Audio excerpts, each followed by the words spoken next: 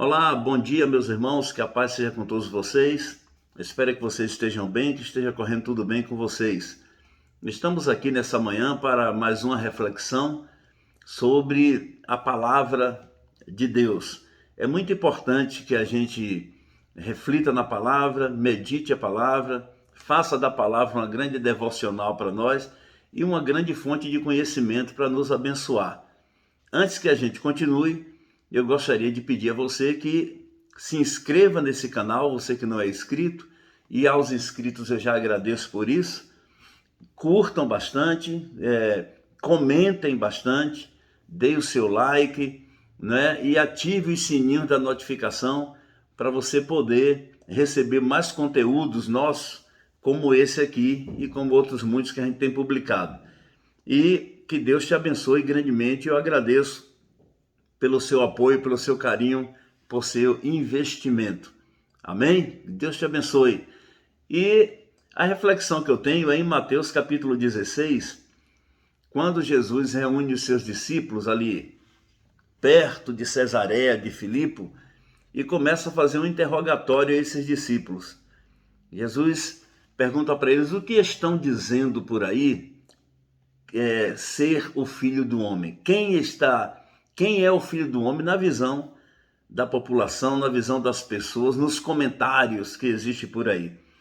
E de repente, os discípulos começaram a falar: não, estão dizendo que o Senhor é um dos profetas. Outros dizem que o Senhor é Jeremias. Outros dizem que o Senhor é Elias. Outros dizem que o Senhor é João Batista. E Jesus fala: e vocês, o que dizem a meu respeito? Quem é o Filho do Homem, o homem dentro da visão de vocês? Que Jesus queria extrair exatamente o testemunho pessoal de cada um, o testemunho interior de cada um sobre quem ele era. Porque não é possível que estamos andando com Cristo há tanto tempo ou construímos em uma trajetória de caminhada cristã, de caminhada com o Senhor, e de repente não sabermos quem ele é. Quantas pessoas sofrem, se angustiam, padecem, simplesmente porque dizem que conhecem a Jesus, mas não sabem de fato quem ele é. Não sabem como ele age. Não confiam nele na sua totalidade, na completude da palavra confiar. Não empregam em Jesus a sua confiança, suas convicções, não é? Muitos estão seguindo a Jesus, mas quando vem as lutas, as guerras, as tribulações, os problemas que surgem na vida, né? Os embates da vida, as pessoas imediatamente desistem de Jesus e param de servi-lo porque se decepcionam, achando que Deus tinha que fazer alguma coisa, mas mesmo sem a gente o conhecer direito, mesmo sem a gente saber quem ele é direito, nós precisamos andar com Jesus e saber quem ele é, e ter uma palavra na boca, nos lábios, para declarar o seu senhorio, para declarar a sua essência, quando for necessário declarar. Então, Pedro disse: tu és o Cristo, o Filho do Deus vivo. Essa foi uma revelação que veio do céu, segundo Jesus.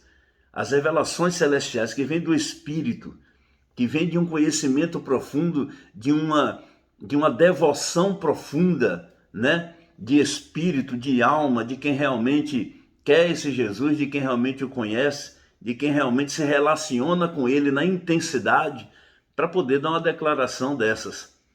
Tu és o Cristo, o Machia, o ungido, o Filho do Deus vivo.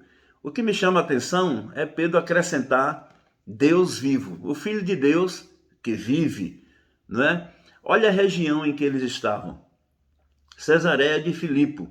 Quando os gregos dominaram essa região, né, em 332, quando os gregos chegaram para aí, eles trouxeram consigo suas culturas, trouxeram consigo os seus deuses pagãos, mitológicos, e implantaram nessa cidade esses cultos de adoração a deuses estranhos.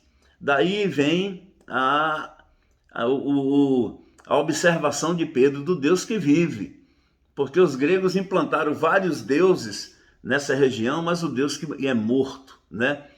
Quando os gregos chegaram para Cesareia de Filipe, eles trocaram o nome de Cesareia de Filipe para Pânias, né? Porque a Cesareia de Filipe teve dois nomes. Teve Pânias e hoje é chamado de Bânias, né? Pânias porque foram os gregos que colocaram, na verdade, quando os gregos colocaram Pânias em Nazaré, em Cesareia de Filipe, eles colocaram em homenagem ao deus que eles mais adoravam ali, que era o deus Pan, que era corpo de gente, parte torácica de gente, tinha chifres de bode e pernas de bode, pés de bode, e ele era meio bode, meio gente, o deus Pan.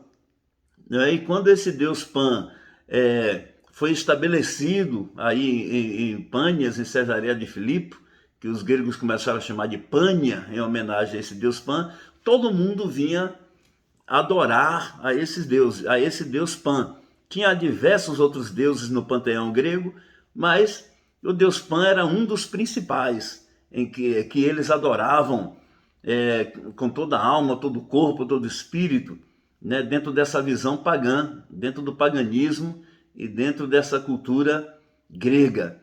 Quando Pan foi colocado como deus, um dos deuses principais ali em Pânia, ou Cesareia de Filipe, eles construíram um templo no pé do Monte Hermon.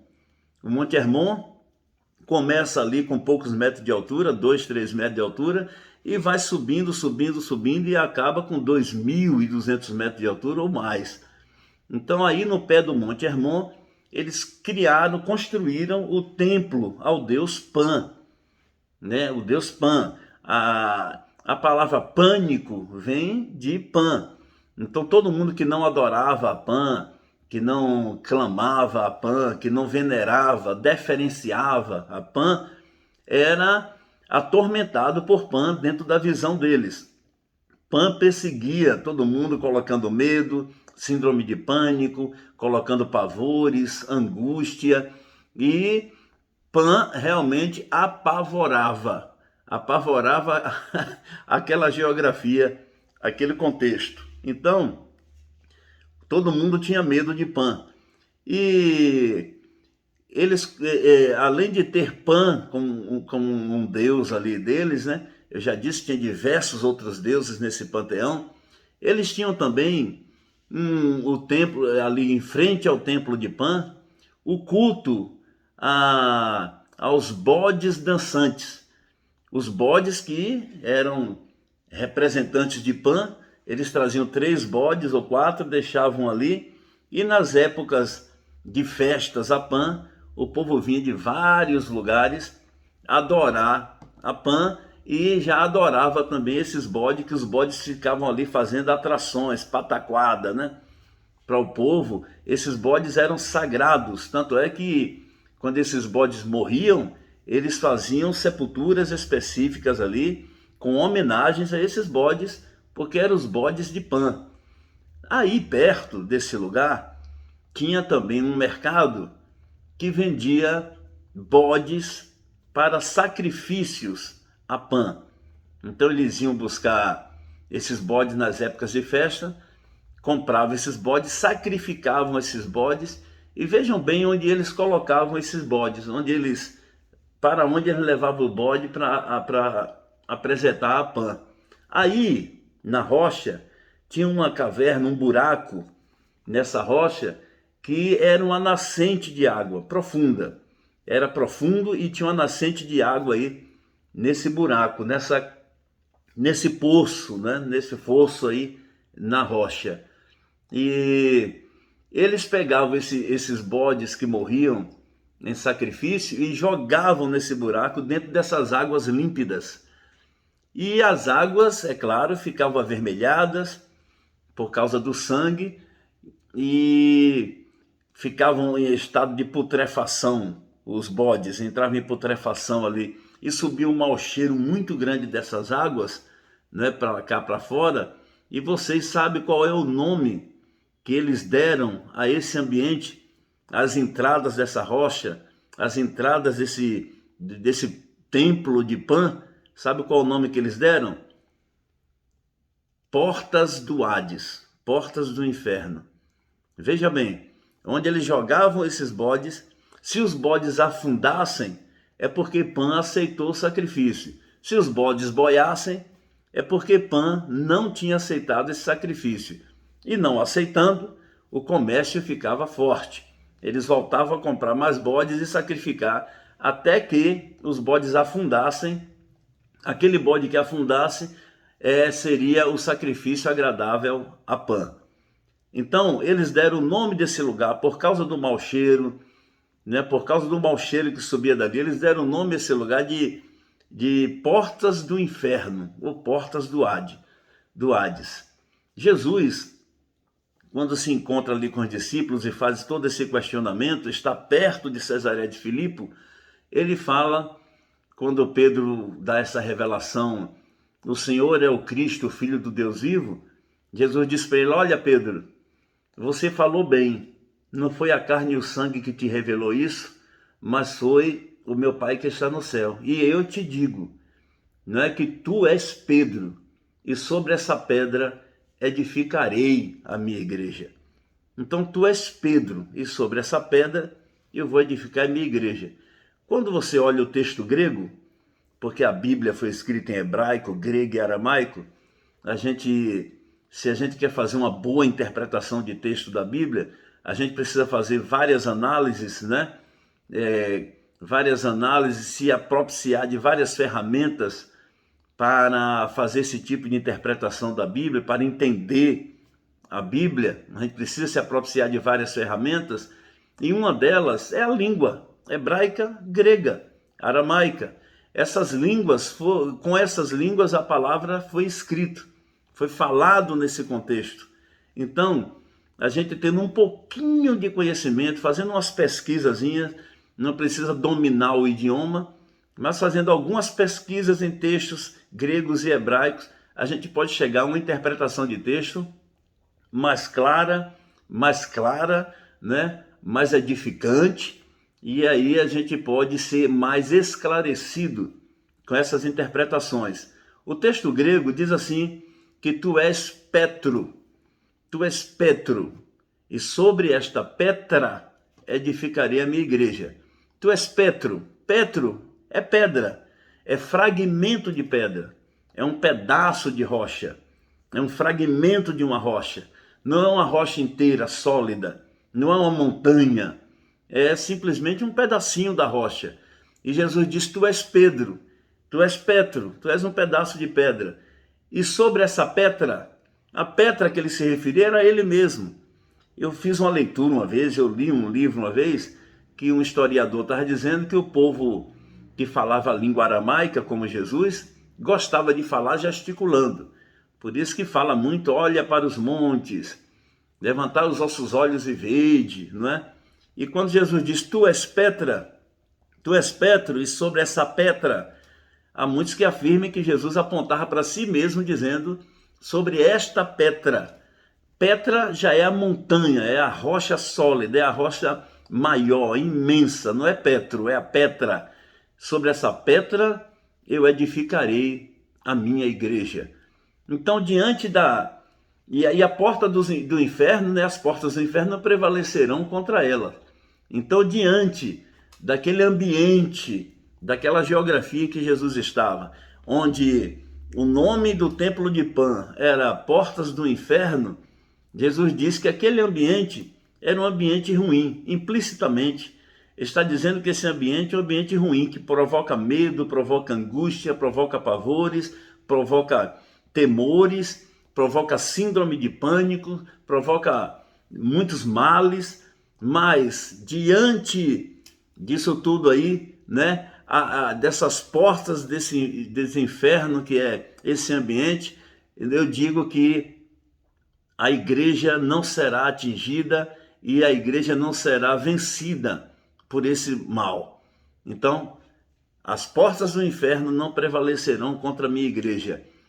Então, a igreja de Cristo está solidificada. A eclesia está solidificada em Cristo, está firme em Cristo. O Senhor da igreja é Cristo, não é Pedro. Pedro não é a pedra fundamental da igreja. A pedra fundamental da igreja É Jesus. Jesus é a rocha, Jesus é a pedra de esquina que foi rejeitado por muitos, mas ele é a base da igreja. Ele é o comandante geral da igreja. E eu quero dizer para vocês que nenhum escândalo, nenhum mal vai poder prevalecer contra a igreja de Deus.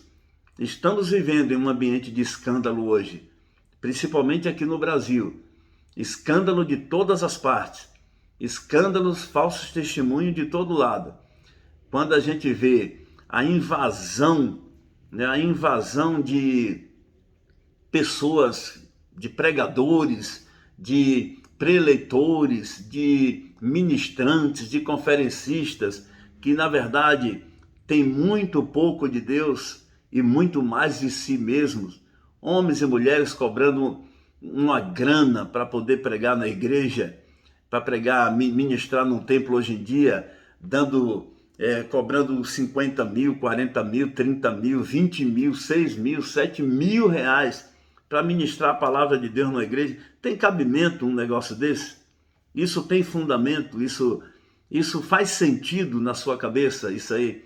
Eu não sei como pastores e líderes bancam esse comércio, esse mercantilismo, né? Esse mercado, esse projeto mercadológico na igreja. Outros pregando mais coach, com a postura mais de coach, dando mensagens triunfalistas, mensagens somente de vitória, de sucesso. O evangelho é cruz, o evangelho é renúncia, né? Enquanto o foco não for, meus amados, a renúncia de fato, não adianta a gente ficar carregando a cruz, porque carregar a cruz sem renúncia, a gente só vai escandalizar, a gente só vai sofrer, fazer sofrer o evangelho. Mas mesmo diante de todas essas coisas que a gente está vendo aí, músicas mal feitas, músicas sendo derramadas na igreja, músicas, é um moldismo musical. Hoje em dia, esse moldismo musical pega, tem que cantar em todos os lugares, essa mesma coisa. As pessoas não estão mais fazendo uma adoração sincera, um louvor sincero, uma adoração sincera, uma adoração devocional, de devoção, devotada. Hoje, o que a gente vê é modismo. A gente canta 3, 4 músicas num culto e depois disso acabou, agora vem a palavra, depois a gente vai para casa dormir. Nada daquilo transformou, nada daquilo mudou. E hoje está sério o negócio na igreja, a coisa está forte. E a gente precisa orar, buscar a presença de Deus, se dedicar em ler a Bíblia, porque a leitura da Bíblia é essencial para nós, a oração, jejuns. Essa é a prática do evangelho simples: orar, jejuar, ler a Bíblia. Propõe em ler a palavra. Eu te desafio a ler a palavra. Quantas vezes você já leu a Bíblia? Lê a Bíblia com devoção, com amor, com paixão. E aí vai existir edificação na igreja. Por que a gente não vê mais nada acontecer hoje nas igrejas, nos templos denominacionais? Porque exatamente nós estamos vivendo um escândalo muito grande.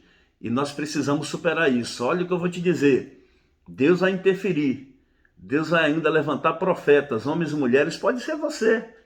Deus vai levantar pessoas corajosas para falarem muitas verdades nesse contexto aí, nesse mundo, nesse nosso universo, né, de cristianismo. Deus vai levantar homens e mulheres destemidos para ministrarem a palavra com verdade, com força, com autoridade. E a gente vai ver muitas coisas ainda acontecer. Deus não está dormindo, Deus não está letárgico, Deus não está paralisado, não. Espera que Deus vai agir, espera que Deus vai interferir. Deus vai entrar com providência, como diz muita gente, e vai acontecer ainda coisas grandes antes que Jesus volte ao planeta Terra para nos arrebatar. Deus abençoe você grandemente, em nome do Senhor Jesus, e eu espero que você tenha gostado, você tenha sido ajudado de alguma maneira e esclarecido também. Ajude a gente compartilhando ou se inscrevendo nesse canal, dando o seu like, comentários. É muito importante. Que o Senhor te abençoe, te guarde e faça resplandecer o seu rosto sobre ti e te dê a paz. Deus abençoe. e bom dia.